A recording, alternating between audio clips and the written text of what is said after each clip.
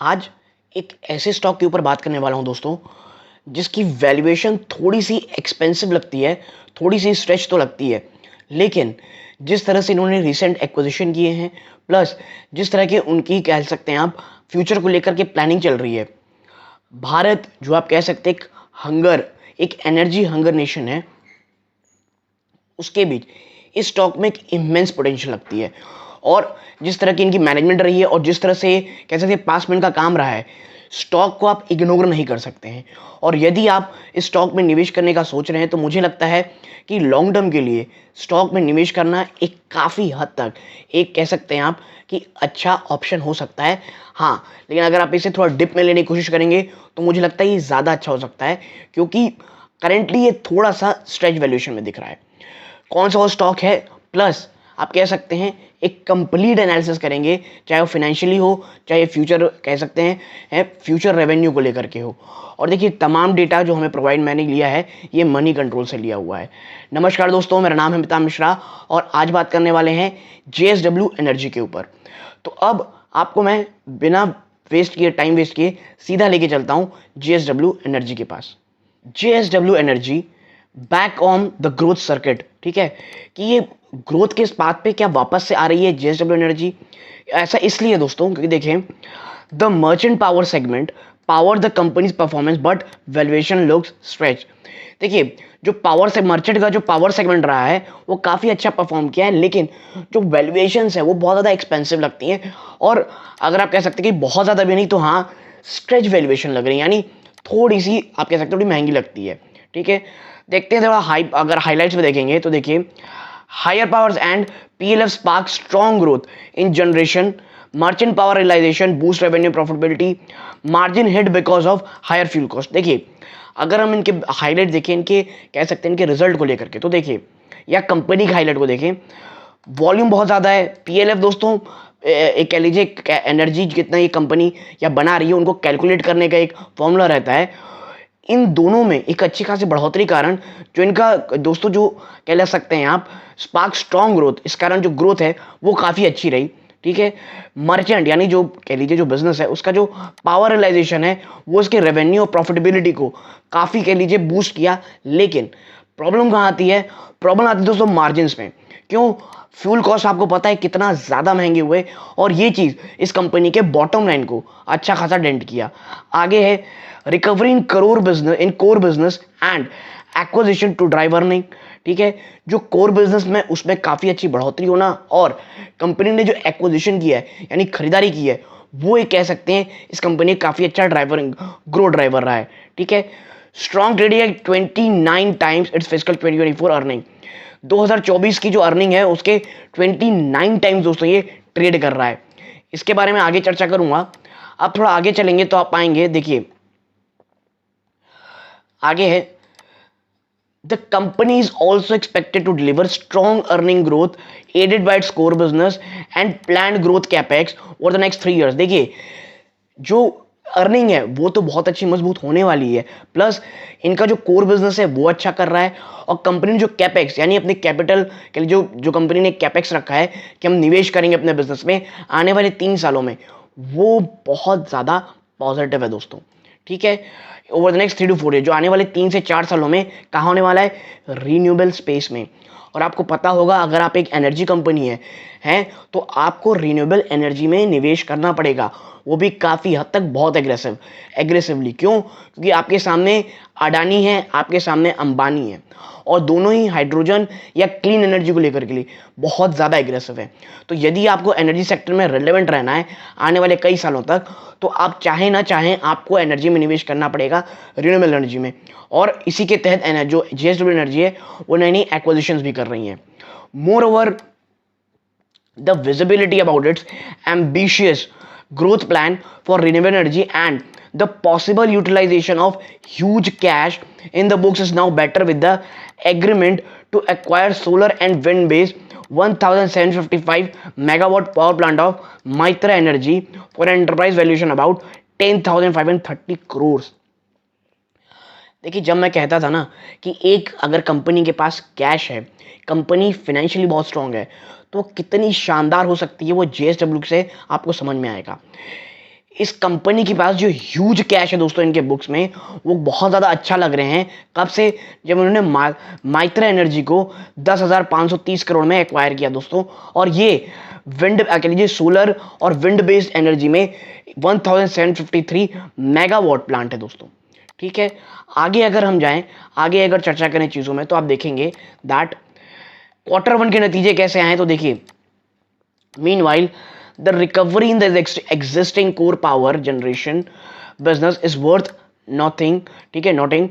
During the quarter ended June 2022, the company reported a 75% year on year growth in revenue. साल दर साल में 75% की jump आपको इनके रेवेन्यू में देखने को मिल रही है। This was achieved even with a mayor 13.8% growth in gross generation. और देखिए कब इनको कह सकते हैं 75% की रेवेन्यू जनरेशन, रेवेन्यू में बढ़ोतरी अब कब देखने को मिल रही है, जबकि कंपनी ने आप कह सकते हैं जो ग्रॉस ग्रोथ है यानी जो बढ़त है इनके ग्रॉस जनरेशन में वो मात्र 13.8% रही है। क्यों है ऐसा? Largely on account of better realisation in the merchant power segment. ठीक है, क्योंकि कंपनी का पावर सेगमेंट है वो काफ़ी अच्छे तरीके से काम कर रहा है। Because of the higher generation and strong demand in the merchant power market, the company's merchant power volumes during the quarter shot up 6-fold times to 86.6 billion units. जी हाँ दोस्तों, 86.6 बिलियन यूनिट्स, इतनी शानदार 6 गुना बढ़ी है इनकी मांग जो है, पावर मतलब पावर वॉल्यूम से 6 गुना बढ़े हैं दोस्तों। क्यों? Because of generation and strong demand in merchant power. क्योंकि देखिए आपको पता होगा पिछले काफ़ी समय जो गर्मी पड़ी उसके कारण जो डिमांड है वो बहुत ज़्यादा बढ़ गई थी, और यही कारण है कि कंपनी में इतनी अच्छी ग्रोथ देखने को मिली।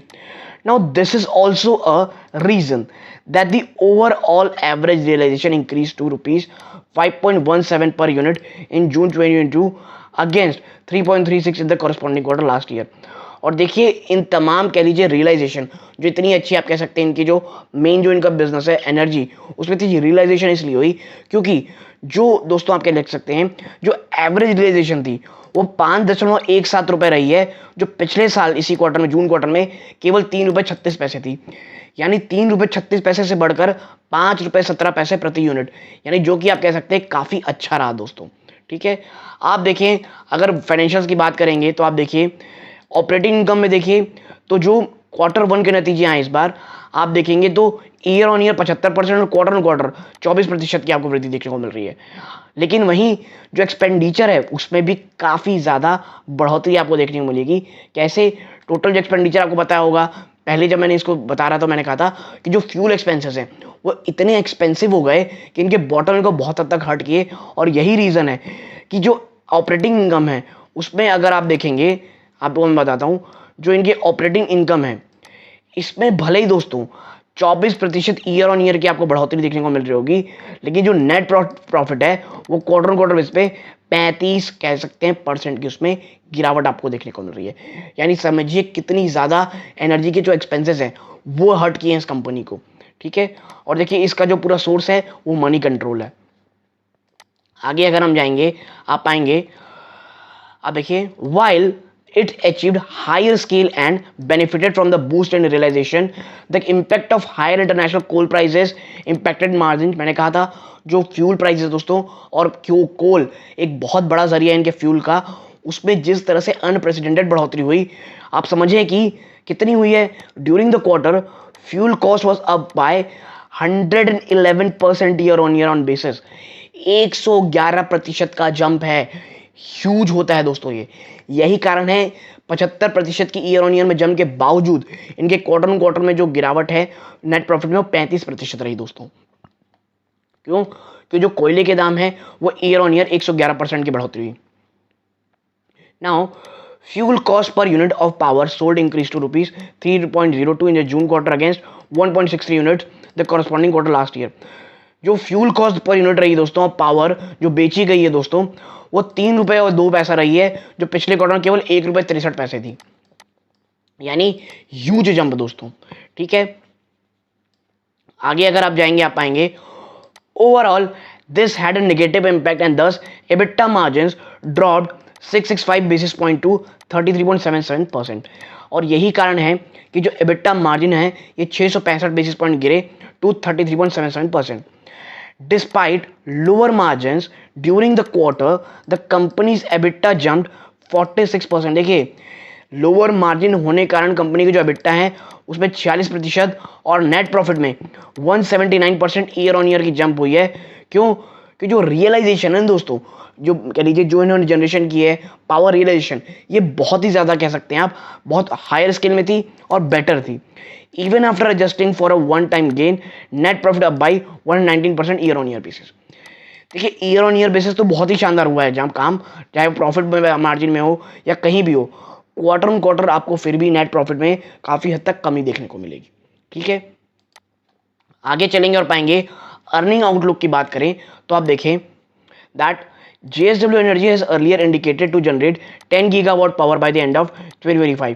भाई JSW Energy ने इससे पहले का ये इंडिकेट किया था कि लगभग 10 गीगावाट की पावर वो जनरेट कर लेंगे 2025 तक और 20 गीगावाट की पावर जनरेट करेंगे 2030 तक।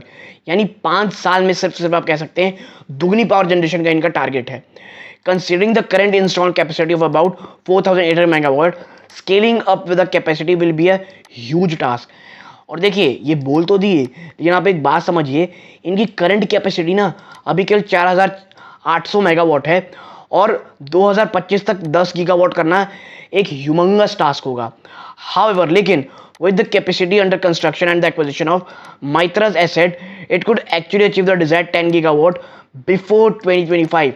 लेकिन जो इन्होंने दोस्तों जो मैत्रा एसेट खरीदे हैं और जिस तरह कंस्ट्रक्शन चल रही है, ये 2025 से पहले ही 10 गीगावाट का अपना टारगेट पूरा कर सकते हैं। Moreover the power addition will largely come from the renewable space, accounting 60-70% of its installed capacity by 2025।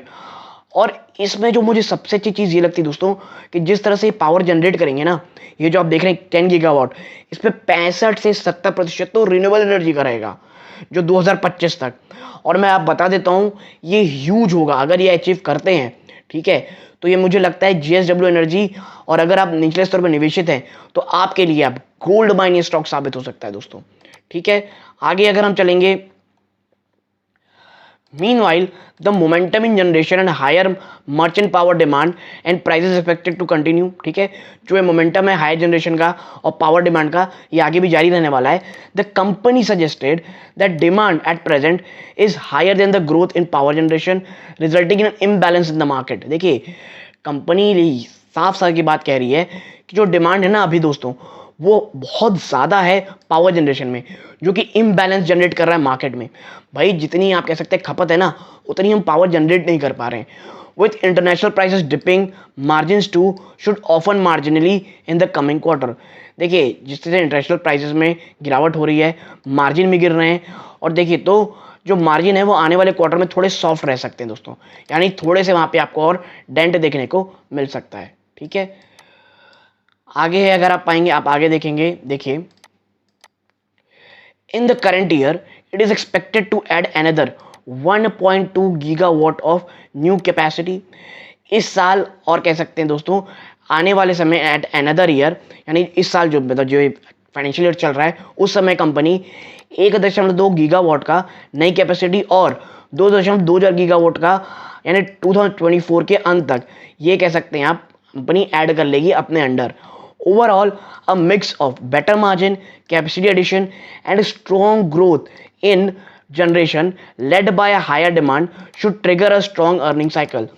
देखिए इतनी ज़्यादा पॉजिटिविटी है ना टेबल में JSW एनर्जी के, आप समझिए जिस तरह से इनका एडिशन है 1.2 गीगावाट का प्लस 2024 तक 2.20 गीगावाट का, ये बहुत अच्छा मिक्स करता है दोस्तों, बहुत अच्छे मार्जिन्स के, बहुत शानदार कैपेसिटी एडिशन की और एक ग्रोथ की जो बहुत ज़्यादा स्ट्रॉन्ग ग्रोथ की, लेड बाय हाई डिमांड, जो कि डिमांड भी दोस्तों हाई रहने वाली है, जिसके कारण जो इनकी अर्निंग साइकिल है काफ़ी अच्छी हो सकती है। On top of that the acquisition would add more value in terms of earning as against the treasury income generated from surplus cash book. ठीक है, प्लस ये जो एक्विजिशन कर रहे हैं दोस्तों मैत्रा एनर्जी का, वो मुझे लगता है कंपनी के लिए बहुत बड़ा गेम चेंजर साबित हो सकता है। ठीक है, आप पॉज करके ये जो प्रोजेक्शन है जैसे रेवेन्यू का 2024 के अंत तक, वो आप देख सकते हैं। तो चाहे वो नेट प्रॉफिट हो आपको बढ़ोतरी देखने को मिलेगी, EPS में आपको बढ़ोतरी देखने को मिलेगी। ठीक है, अब बात करते हैं, आगे चलते हैं चीज़ों में और बात करते हैं कुछ और चीज़ों की। तो देखिए, बात करते हैं हम दोस्तों वैल्यूएशन की। तो अगर आप वैल्यूएशन की बात करेंगे तो देखें, the company sitting on a cash and investment of about rupees 7,380 crore, 7,380 crore की कैश में बैठी है दोस्तों company, which is close to ₹45 share based on book value, जो कि होता है 45 रुपये प्रति शेयर का इसके बुक वैल्यू के। और post the acquisition the market will value cash and investment differently based on the cash flows.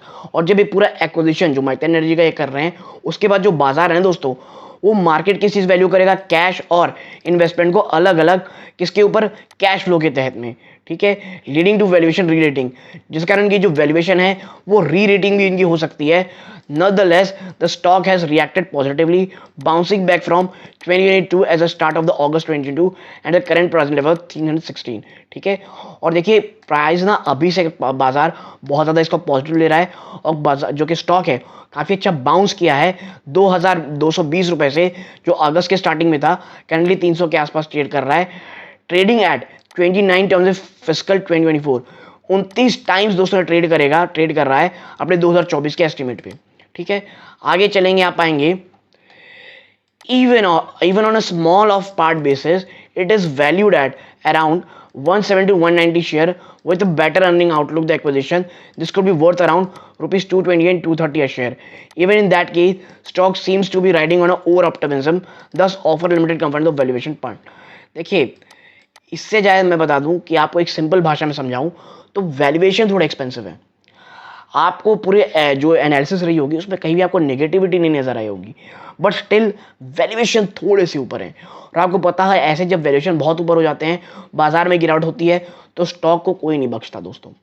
ठीक है, स्टॉक्स में गिरावट होती ही है, ये चीज़ आपको पता ही होनी चाहिए। और यदि आपको मेरा ये पूरा एनालिसिस पसंद आया हो, प्लीज़ वीडियो को लाइक कीजिए। डिस्क्लोजर के रूप में मेरी या मेरी फैमिली की इसमें पर्सनल होल्डिंग नहीं है, क्योंकि मुझे थोड़ा सा ये एक्सपेंसिव लगता है दोस्तों। सब्सक्राइब का बटन प्लीज कर दे ताकि ऐसे ही स्टॉक स्पेसिफिक एनालिसिस आपको मिलती रहे। यहां तक जुड़े रहे, अपना कीमती समय दिया, इस बात का बहुत बहुत धन्यवाद। ये इस वीडियो का अंत है। जय हिंद दोस्तों।